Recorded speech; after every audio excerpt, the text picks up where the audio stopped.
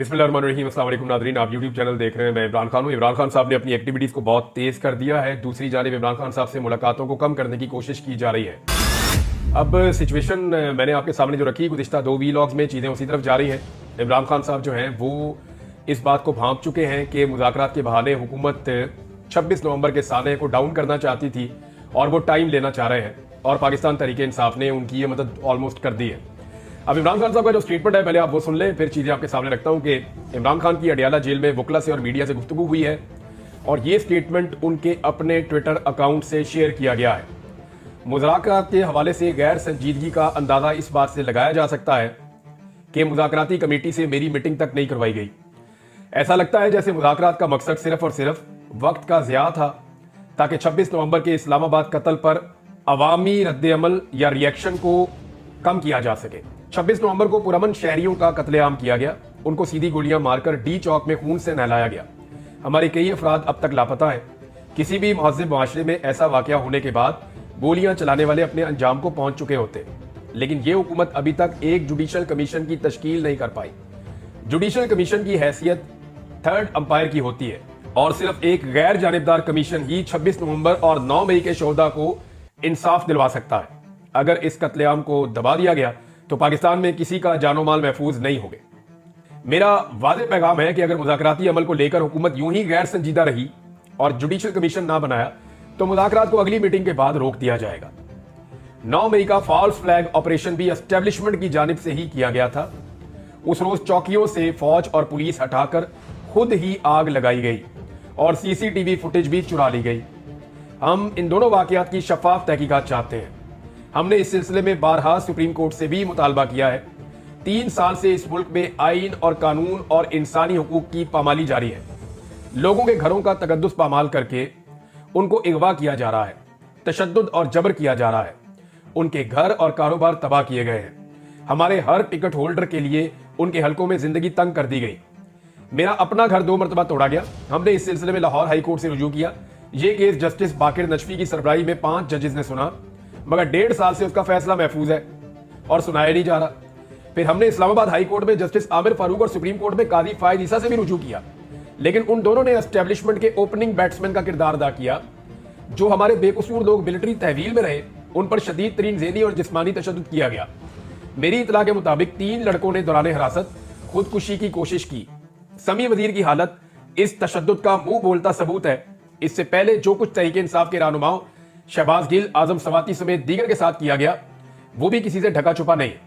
जिले शाह को बेदर्दी से कत्ल किया गया।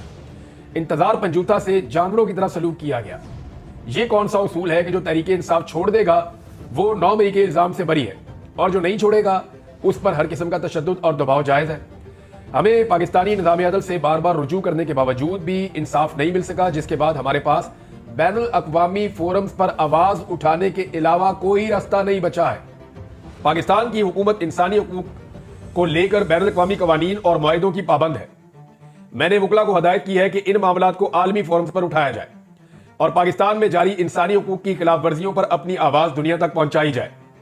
मेरा ओवरसीज पाकिस्तानियों को भी यही पैगाम है कि पाकिस्तान में जमहूरियत और इंसानी हुकूक का खात्मा करके जंगल का कानून नाफिज कर दिया गया है। इसलिए आपकी जानिब से तरसीलात ज़र का बाइकआउट बहुत अहम है। पाकिस्तान में मुकीम आपके प्यारों को भी वही हुकूक हासिल होने चाहिए जो आपको बैरून मुमालिक में हासिल है। जब तमाम एजेंसियों को एक सियासी जमात को कुचलने पर लगा दिया जाएगा, फिर दहशतगर्दों से कौन लड़ेगा?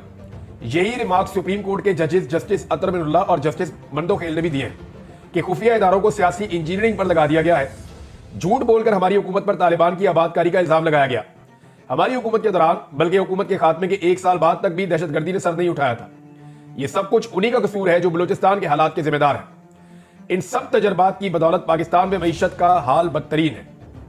वर्ल्ड बैंक की हालिया रिपोर्ट के मुताबिक मजीद 1 करोड़ 30 लाख अफराद गुर्बत की लकीर से नीचे जा चुके हैं। अदलिया, नैब, FIA, पुलिस समेत हर इदारा तहरीक इंसाफ के पीछे लगा दिया गया है, जिसकी वजह से मुल्क का सियासी और माशी निजाम दरम बरम है और अदम इस्तेहकाम उरूज पर है। जब तक सियासी अदम इस्तेहकाम रहेगा, ग्रोथ रेट 0 होगा। यह सब 10 साला आमरीत के मंसूबे को मजबूत करने के लिए किया गया है। जो भी इस लाकानूनियत का साथ देता है उसकी अरबों की चोरी माफ कर दी जाती है। पाकिस्तान की तारीख में किसी लीडर पर 280 केसेस नहीं बनाए गए। ऐसा सिर्फ जनरल याया ने मुजीबुर रहमान के साथ किया था जो मेरे साथ किया जा रहा है। एक और चीज इमरान खान साहब ने क्लियर की है बुशरा बीबी के हवाले से। उन्होंने कहा कि बुशरा बीबी एक घरेलू और पर्दादार खातून है, उन पर बेबुनियाद और झूठे केसेस सिर्फ मुझे दबाव में लाने के लिए बनाए गए। अलकादर केस भी इसी सिलसिले की एक कड़ी है। बुशरा बीबी को पहले 3 महीने बनीगाला में एक कमरे में कैद रखा गया। उन्होंने खुद हाई कोर्ट में पटिशन दायर की कि मुझे आम कैदियों की तरह जेल में रखा जाए। अडियाला जेल में 9 महीने सख्त तरीन कैद में उनको रखा गया, जिसका मकसद हमें दबाव में लाने के अलावा कुछ नहीं था। बुशरा बीबी का किसी से कोई राब्ता नहीं है, ये महज प्रोपेगेंडा है। हमारी मुज़ाकराती कमेटी ही इन मामलात को देख रही है। बुशरा बीबी के खिलाफ सोशल मीडिया कैंपेन की शदीद अल्फाज में मजम्मत करता हूं। इस तासुर की सख्ती से तरदीद करता हूं कि संगजानी में रुकने के बाद मुझे रिहा करना तय था। संगजानी जैसे इश्यूज को असल मामला से तवज्जो हटाने के लिए इस्तेमाल किया जाता रहा है। हुकूमत की बददियानती को अच्छी तरह समझता हूं। मैं 3.5 साल वजीर आजम रहा हूं, अच्छी तरह समझता हूं कि ये कैसे काम करते हैं। इस्लामाबाद डी चौक में कारकुनान के हमरा पहुंच जाना बुशरा बीबी की कामयाबी थी, जिस पर इनको खराज तहसीन पेश करता हूं। उन्होंने मेरी हिदायत पर ही अमल किया। ये इमरान खान साहब ने वकला से और मीडिया से गुफ्तगू की जेल के अंदर।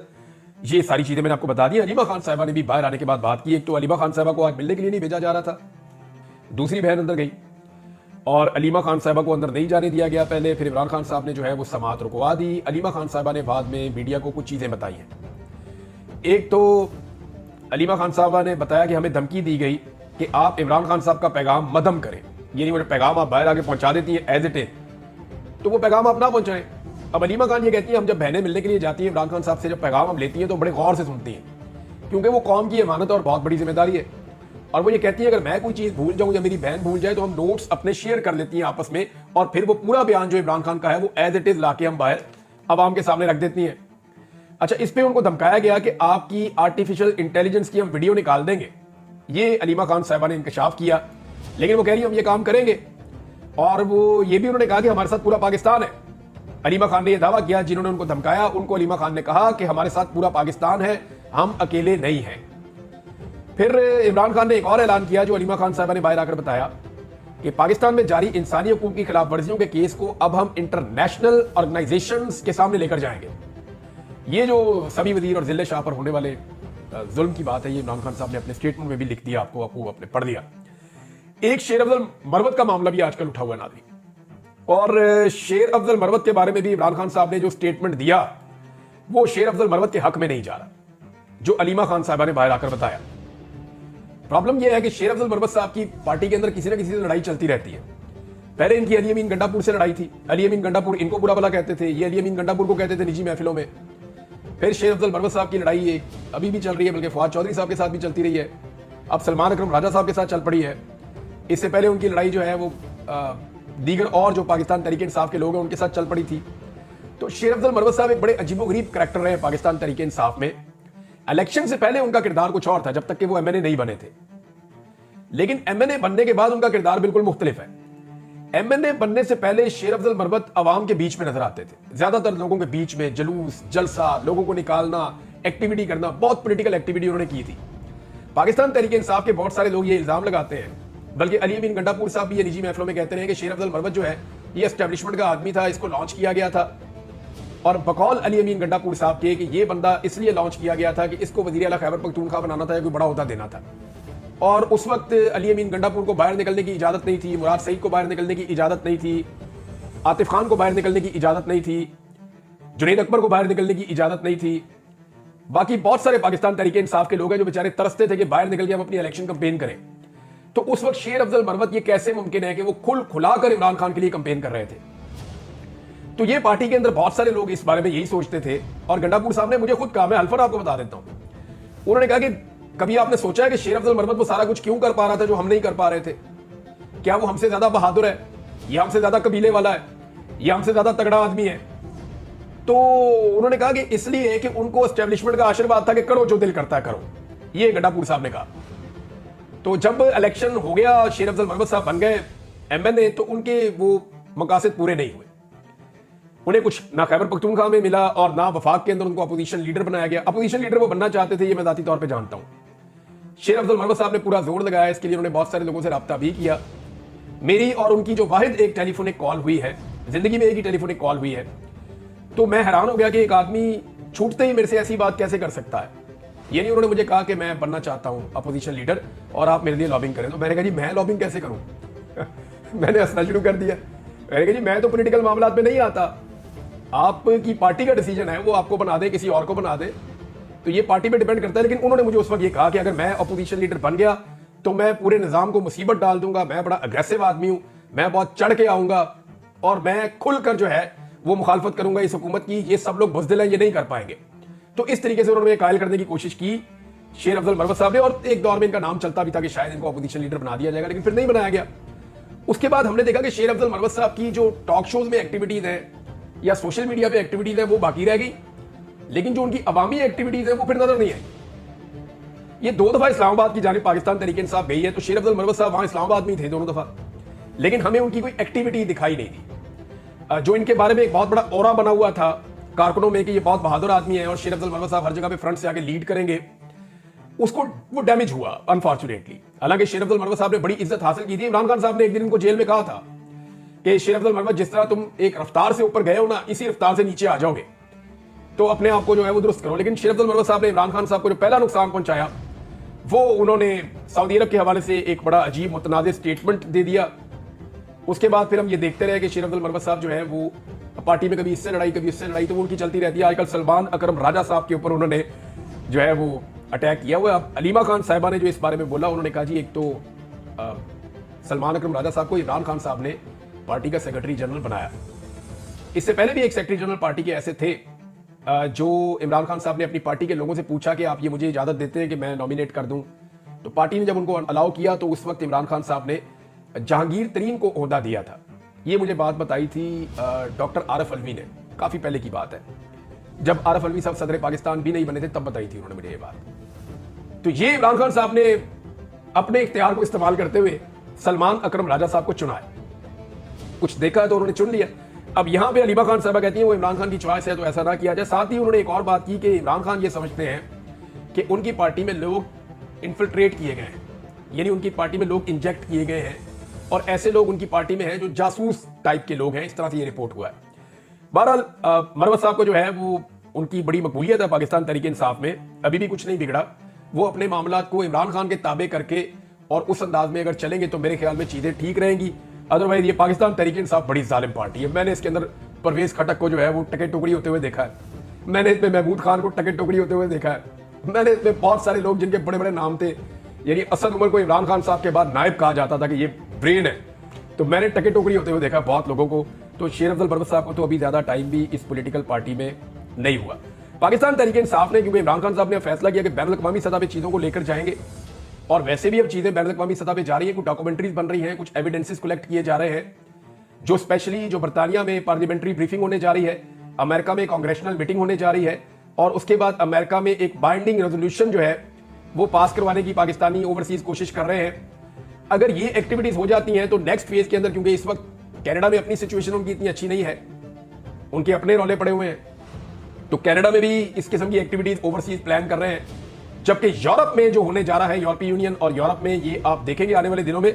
लेकिन पाकिस्तानियों की एक बहुत अच्छी बात है, मेरी जितने भी ओवरसीज पाकिस्तानियों से बात हुई है, वो चाहे पाकिस्तान तहरीक इंसाफ से उनका ताल्लुक है, और बहुत सारे ऐसे हैं जिनका ताल्लुक है ही नहीं, वो सिर्फ पाकिस्तान की बात करते हैं।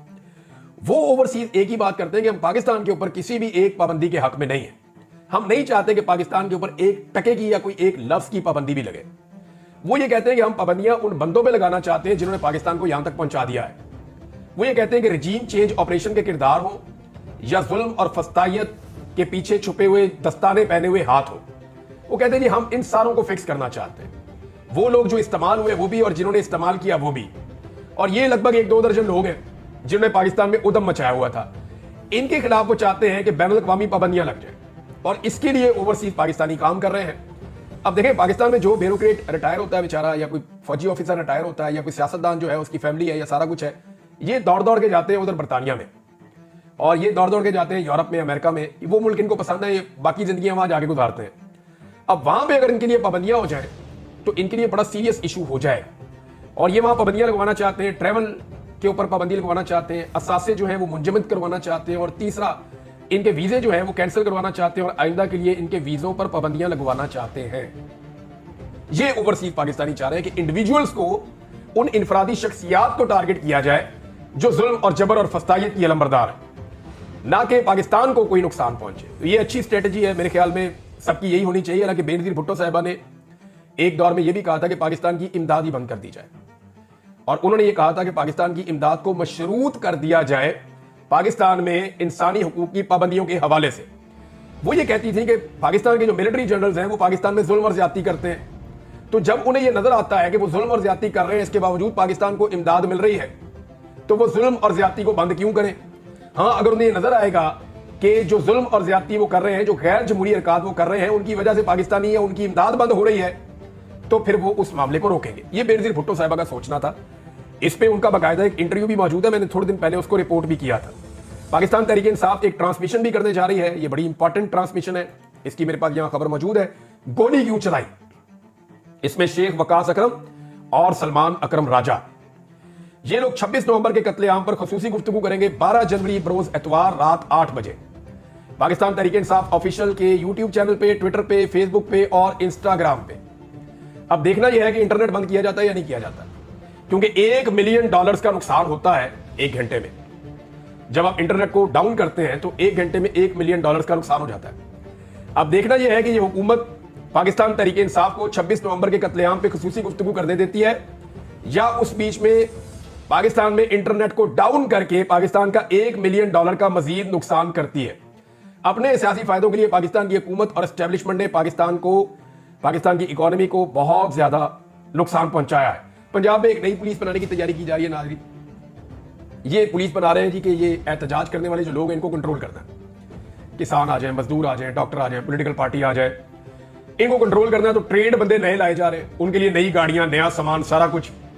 بلکہ انہیں ٹرینڈ کتے دیے جائیں گے جو کتے لوگوں کو بگائیں گے. یعنی ایسے کتے ٹرینڈ کیے جائیں گے جو کتوں کے، یعنی عوام پہ کتے چھوڑ دیں انہوں نے. نوجوانوں کے اوپر ایک طرف کہا جاتا ہے نوجوانوں میں آپ کی باؤں، دوسری طرف نوجوانوں کے لیے کتے ٹرینڈ ہو رہے ہیں کہ نوجوانوں کے اوپر جب وہ احتجاج کریں گے اپنا حق مانگنے کے لیے تو ان پہ کتے چھوڑے جائیں گے کہ ان پہ کتے چھوڑو، ان کو بگاؤ. تو یہ ڈان کے اندر خبر چھپی ہے. اس قسم کی پلاننگ پنجاب میں کی جا رہی ہے، اس کے لیے بہت بڑا بجٹ بھی رکھا گیا ہے. تو ترجیحات آپ پاکستان کی دیکھ لیں. دوسری طرف مریم نواز نے جو خوف پھیلانے کی کوشش کی، طلباء کو ڈراتی ہیں ہر جگہ پہ جا کے، دیکھو بچوں اگر آپ احتجاج کرو گے تو آپ پہ پرچے ہو جائیں گے، آپ گرفتار ہو جاؤ گے، آپ کا یہ کر دیں گے، آپ کا وہ کر دیں گے، تو آپ نے کسی کی بات نہیں ماننی. یعنی وہ یہ کہتی ہے کہ ساڈی نہیں مننی تو کسی دی نہ منو. طلباء نے جو مریم نواز کا پول کھولا نا مریم نواز کی یونیورسٹی سے واپس جانے کے بعد، یعنی وہ انٹرویوز کچھ رپورٹرز نے کیے وہ خراج تحسین کے لائق ہیں. جو مقامی صحافی ہیں وہ پہنچ گئے، انہوں نے جا کے طلباء سے پوچھا بتاؤ جی مریم نواز آ رہی ہے یا مریم نواز آئی ہے، دسو کی لبیا. تو طلباء نے جو بینڈ بجائی ہے، یعنی 90% سے زیادہ بچے جو ہیں انہوں نے وہ چیزیں سنائی ہیں کہ وہ سن کے آپ کانوں کو ہاتھ لگائیں گے مریم نواز کے حوالے سے کہ وہ ان کو کس لیول کا لیڈر سمجھتے ہیں. اب حسان نیازی کا نام لے کے انہوں نے ڈرایا تھا، تو حسان نیازی کی والدہ کا بھی انہوں نے کہا ان کی والدہ کے دل پہ کیا گزرتی ہوگی. تو والدہ کا سٹیٹمنٹ آ گیا. ذرا حسان نیازی کی والدہ کا سٹیٹمنٹ سنیے. وہ کہتی ہیں جی میں نے حسان نیازی سے کہا کہ مجھے خوشی ہے کہ اسے 10 سال سزا ہوئی ہے، اگر اسے 2 سال سزا ہوتی تو مجھے افسوس ہوتا. میرا بیٹا فسطائیت کے دور میں ظلم کے خلاف کھڑا ہے اور مجھے اس کے اوپر فخر ہے. یہ ہے جی حسان نیازی کی والدہ. تو مریم نواز کی سوچ کیونکہ اور طرح کی ہے، انہوں نے بے شمار پیسہ اکٹھا کیا ہے، یہ اپنی اولاد کو لے کر کچھ اور سوچتے ہیں. تو پاکستان میں بے شمار والدین ایسے ہیں جو اپنی اولاد کی قربانی دیتے ہیں. آپ دیکھیں نا، آپ شہدا کے گھر چلے جائیں، چاہے وہ فوجی ہے یا پولیس والا ہے یا کوئی عام آدمی ہے، ارشد شریف کی والدہ کے گھر چلے جائیں، وہ آپ کو افسوس نہیں کرتی، وہ اپنے بیٹے پہ فخر کرتی ہے. اور یہ وہ لوگ ہیں جنہوں نے اپنے بچوں کو جان بوجھ کر خطرے کے منہ میں بھیجا ہے. یہ ایسا ہے اور بے شمار لوگوں کے ساتھ ہے اور لگاتار ہے، لیکن لوگ اپنا موقف نہیں بدل رہے. کچھ اور چیزیں شیئر کرتا ہوں لیکن اگلے ویلاگ میں. اب تک کے لیے اتنے، اپنا خیال رکھیے گا، اپنے چینل کا بھی. اللہ حافظ.